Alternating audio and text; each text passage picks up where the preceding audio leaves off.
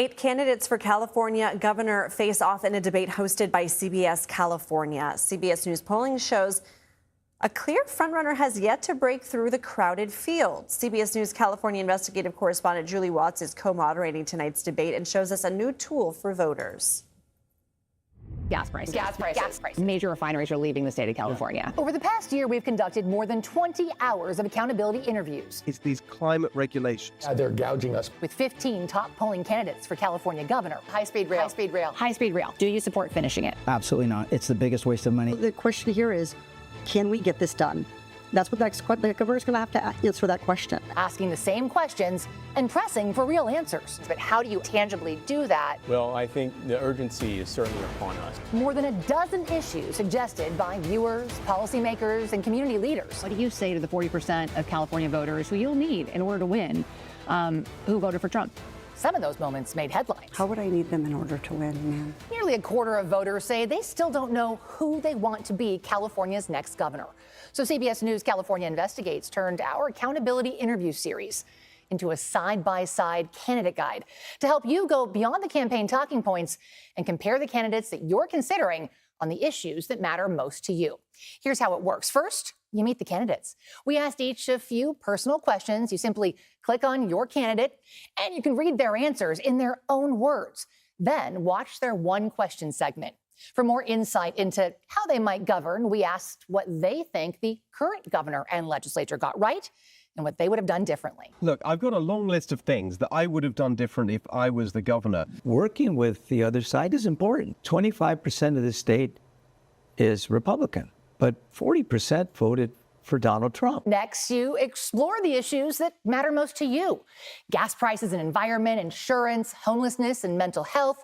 You simply click on an issue and then you click on a candidate. The state must show up with resources, but cities, counties, nonprofit providers have to be accountable for using every dollar for maximum impact. I have some particular ideas here because, one, I believe that we have to do more on the mental health and drug addiction side.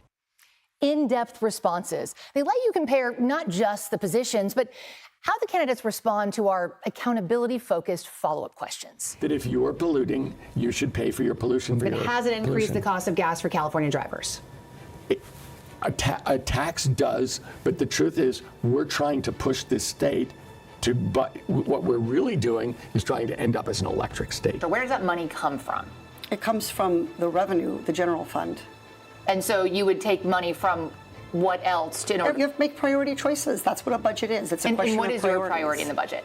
These are real answers in their own words. And I am suing the state to make sure that sanctuary state is minimum amended, if not done away with. Helping you compare the candidates side by side on the issues that matter most to you. And Julie Watts joins us now from Sacramento. Julie, thank you so much for being here. So as you mentioned in your piece, nearly a quarter of voters say they're still undecided. They've got less than 2 months here until the primary. What do voters want to hear tonight? What do you think are going to be the main issues? Well, you know, what's funny is there's a difference between, I think, what the candidates think voters want to hear. I think they all have the same research that says they want to hear them attack Donald Trump or attack Gavin Newsom. But I think what voters need to hear and what we all want to hear is what they are going to do to address the issues. And so that's what we're going to focus on tonight. You know, a fun fact, a little data point for you.